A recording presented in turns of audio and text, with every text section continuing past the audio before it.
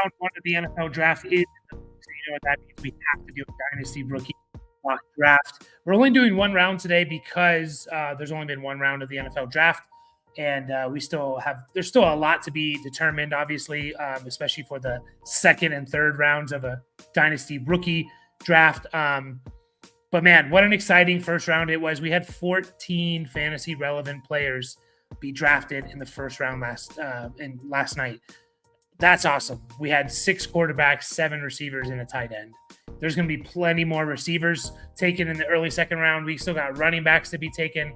If you have a lot of picks in this dynasty rookie draft, you should be excited.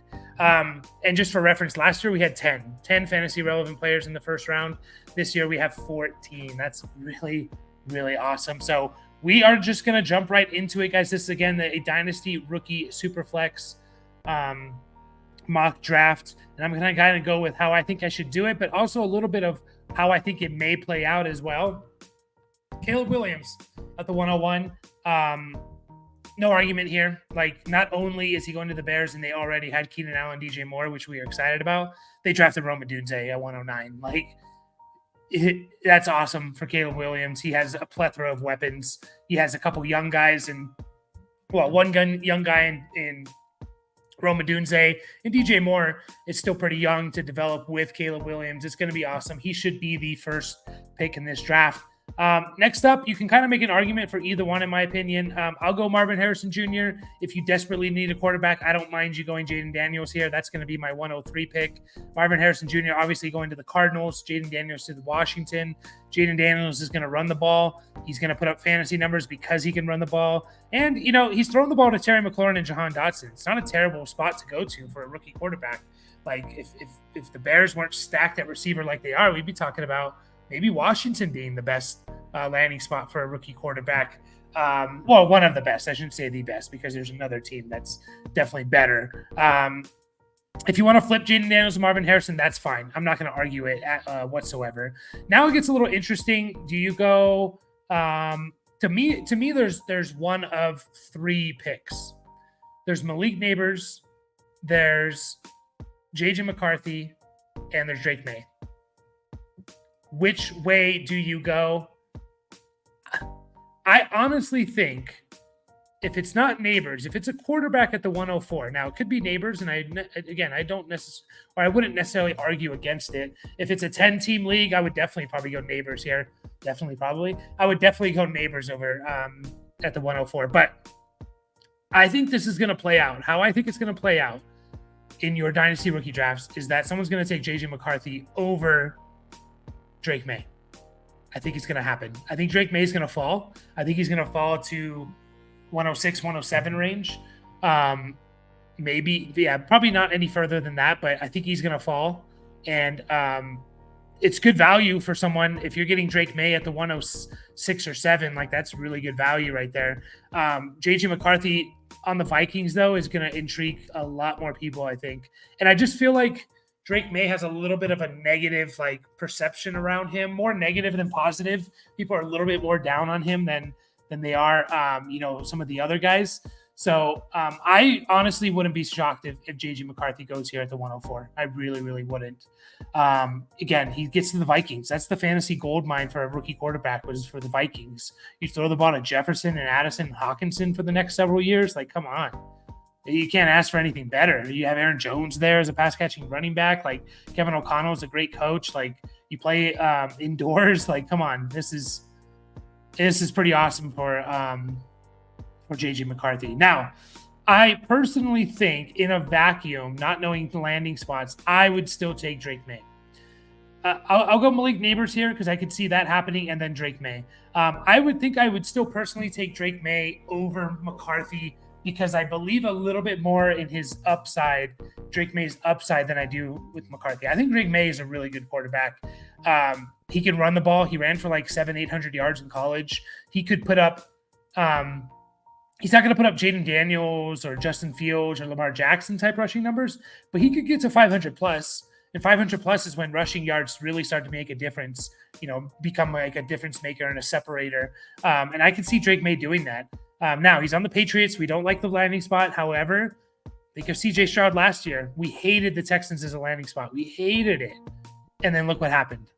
If Drake May's just good, now he does need weapons, yes. And there's no one on the Patriots that could be a Nico Collins, in my opinion.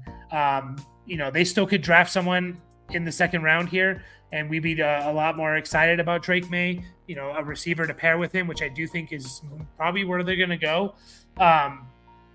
But if the quarterback's good, man, he's going to make everyone good, and he's going to flourish, right? So they'll get weapons in there over the next couple years. They will supply Drake May with weapons. They have to. Maybe not year one. It might be a little tough year one, but year two and beyond, if they supply him with weapons, I think he could be better than J.J. McCarthy, better than Jaden Daniels, is maybe obviously he can be better than anyone, but like it wouldn't surprise me if he's better than a McCarthy or Daniels, I guess is what I'm trying to say. It would surprise me a bit if he's better than Caleb, but I think he could be better than those other two guys. So it wouldn't shock me whatsoever. Malik Neighbors goes to the Giants. We didn't really talk too much about him. He gets drafted 6th overall, so top 6 draft capital. He's really, really awesome. And I kind of said it on our live stream last night.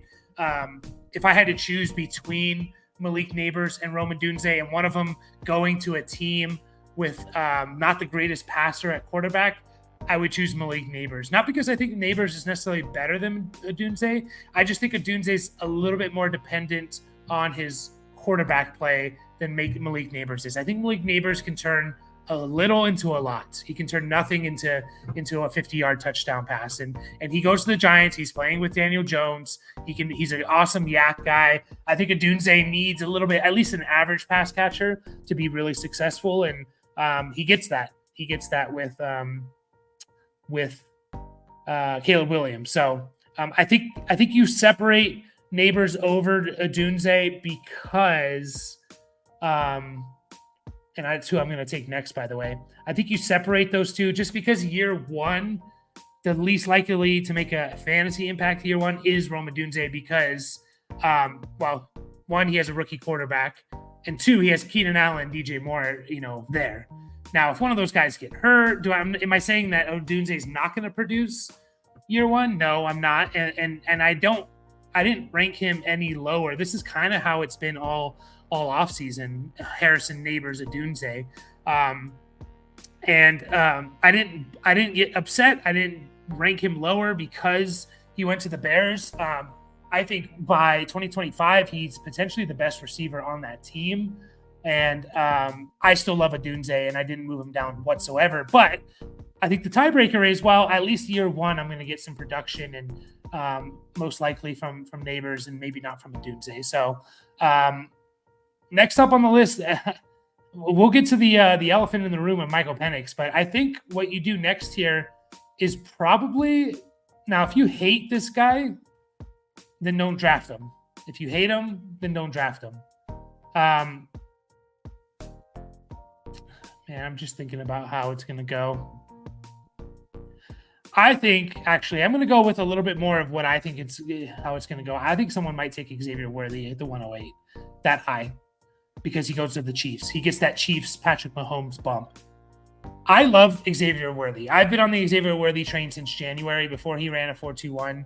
I think he's he can be he reminds me a lot of just like in terms of not necessarily the same player, but just like Tank Dell being discredited a little bit because of his height or weight. But man, the dude is really, really good. I think he could be the best receiver on that team. It's not as crowded as you would think. I know you have Rashee Rice there. I know you have Travis Kelce. Kelsey's getting old, but that's about it. Worthy is going to at least be a way better MVS, and he could be the best receiver on that team. I love him. Now, would I take him over? I can't argue taking him over some of the other guys that are still out there.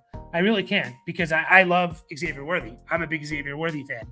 Now, just because he's on the Chiefs doesn't mean he's going to succeed. Think of Mecole Hardman and Sky Moore. Those guys were busts. Both second-round picks, I believe.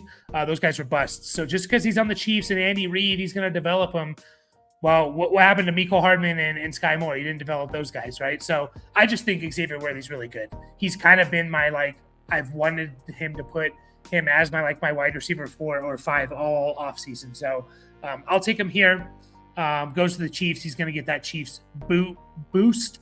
And now it comes down to, do you go with a quarterback again? Do you go with a wide receiver or a tight end? It is a super flex league. Bo Nix, I know a lot of people don't like Bo Nix. Bo Nix, to me, landed in the best landing spot for him. Sean Payton and the Denver Broncos. He's going to dink and dunk all day long. That's what he's going to want to do. And if he goes to any other team, I'm a little bit lower on Bo Nix. He goes to the Broncos. I know they don't have amazing weapons necessarily. I expect them to get those for him over the next couple of seasons, including this draft. But he goes to the perfect situation. It's a starting quarterback, probably from week one, who was drafted 12th overall. Like, I can't ignore that draft capital for Bo Nix. So next, it's where does Brock Bowers go? Do you take Brian Thomas or do you take Brock Bowers? I think there's a chance that people take Brian Thomas. There really is. There's a chance that people take Brian Thomas. So I'm just going to take Brian Thomas here. It's a non-tight end premium. If this was tight end premium, then I wouldn't take Brian Thomas over Bowers. I know people don't love the Bowers to the Raiders. That's what I'm going to take here. And again, I don't mind taking Bowers even a little bit earlier than this. Now, I know people are not excited about the Raiders and Gardner Minshew and, Devontae Adams is there, Michael Mayer. I just think talent's going to win out. Like, Bowers within the next couple of years is going to show why he's been like a first round pick since he walked on to Georgia, or, since he went to Georgia. So, I still think Bowers is going to be really, really good. And maybe not as much as we hoped year one, like if he went to the Bengals or the Chargers or, the Jets or something, maybe not year one as much, but I think from year two and beyond, he's going to be good. I do. And now I'm just going to draft this guy because I want to talk about him. I'm still up in the air about if I think he should be a first round pick or not. It's Michael Penix Jr. 8th overall to the Falcons. And man, this one just like shocked me. It absolutely shocked me. Did not expect it. I actually, it's funny. I did say I wouldn't be surprised if the Falcons go with one of the quarterbacks. And in my head, I was thinking if Drake May or McCarthy fell. Drake May didn't. McCarthy did. And so I think that's what made it even a little bit more shocking now. Again, Falcons obviously think Penix is better than McCarthy. That's fine. I'm not going to tell them they're wrong because they know more about scouting quarterbacks than I do. At first, I was like, man, he's a second-round pick. He's not even a first-round pick, blah, blah. And then I'm thinking, how can a quarterback that's drafted top 10 not go in the first round of a Dynasty Superflex rookie mock draft? And I was just thinking about Kirk Cousins, and I know they paid him a bunch of money, and they don't really have an out on his contract until I believe 2027 or the off season before 2027 season. I'm just double checking that really quickly. But what the Falcons are telling me is like they really like Michael Penix Jr. The fact that they went out and got him at 8th overall, didn't trade back or anything, even when they have Kirk Cousins, is really, really telling. I trust the coaching staff to a certain extent in Atlanta. Zach Robinson coming from the Rams system, I trust they know what to look for in a quarterback. Man, oh man, did this one shock me though. Did it absolutely shock me. So I think Penix should potentially still be a first round pick. Am I going to argue with anyone that doesn't want to take him in the first round? No, because you're probably not going to get much out of him for 2 years. But I always think about Jordan Love. Jordan Love was a first round pick. Now, different situation, but Jordan Love was a first round pick. If you took him at the end of your Dynasty rookie drafts, for the first few years there, you were like, man, this sucks. Right now, in this moment, you are ecstatic that you have Jordan Love on your team. And you don't even care like who went around him, right? You probably don't even remember who went around him in your 2020 rookie mock draft. I bet you if you go back and look at where Jordan Love went and who were the players a couple picks before, a couple picks after, I bet you 75% of those players, you're like, that's fine. I don't care. I'm glad I didn't draft him over Jordan Love. I bet you. Go back and look and let me know. But Michael Penix to the Falcons is a very interesting one. I think he's going to drop. I don't think he's going to be a first-round pick in Dynasty rookie drafts for majority of them. I think it's potentially a mistake, though. I do. I really, really do. Now, I know it's tough. It's tough thinking about well, I'll have him in 2027 or something, right?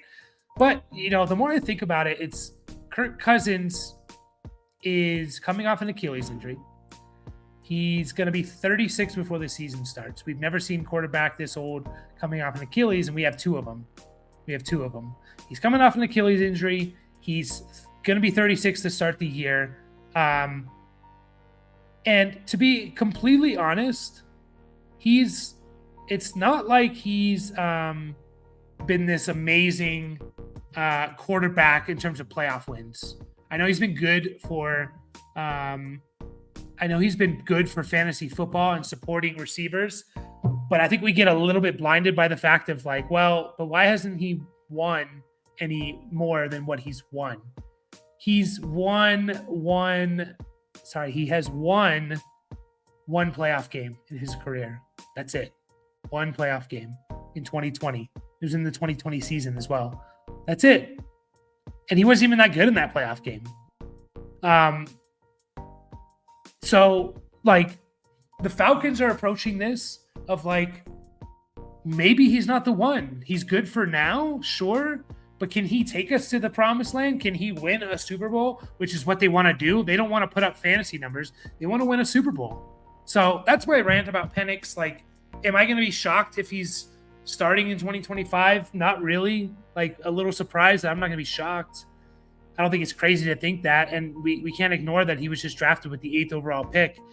And we'll see what the team looks like in a couple years or whenever he takes over. But potentially Kyle Pitts, Drake London are there, maybe another piece. So I know it's I'm still kind of up in the air myself about where he should go, but I don't mind him being a first-round pick. And I don't argue with anyone that says, he should go in the second round.